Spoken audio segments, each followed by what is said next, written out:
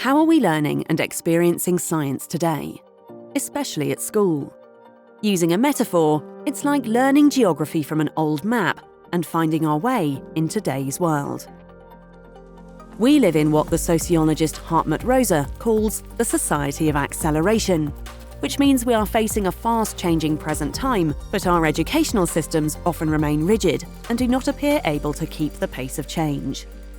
The EU project Fedora aimed at regenerating the ecosystem of science learning in both formal and informal environments. We acknowledged three main dissonances that were brought into a nicer piece.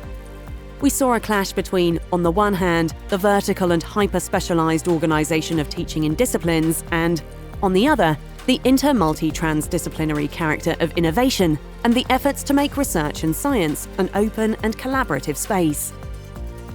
We saw a second mismatch between the formalised and exclusive languages used in schools and the need for new languages to enhance imagination and the capacity to talk about contemporary challenges. We also identified a discrepancy between the atemporal or historically oriented teaching approaches and the need to support the young to construct visions of the future that empower actions in the present. Our research was based on literature in science education research and corpora of texts produced by hundreds of students and critical informant surveys. While involving experts from diverse fields in our working groups, the outcoming results of our studies informed our approaches to action. They tailored recommendations for open schooling networks, instruction designers, policymakers, and policy institutions in a way that they can implement changes step by step. In Fedora, we reformulated the three dissonances into three research pillars, each of which was addressed by a specific working group.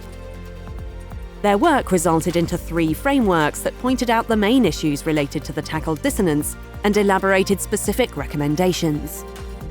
The recommendations were then turned into design principles, operatively enacted through Fedora's implementations in schools. Explore our website to discover more about Fedora's journey. Download our handbook that summarises the research work done by the project in its 3 years, or go into more details by reading the project deliverables and research publications.